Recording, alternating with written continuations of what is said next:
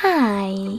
In front of me is tablet DELL RUGGED 7220 Extreme, and today I would like to show you how you can turn on or off automatic brightness.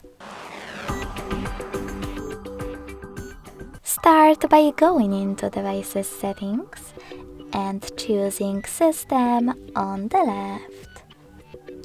Following that, click on Display right away and click on this little icon located next to Brightness slider.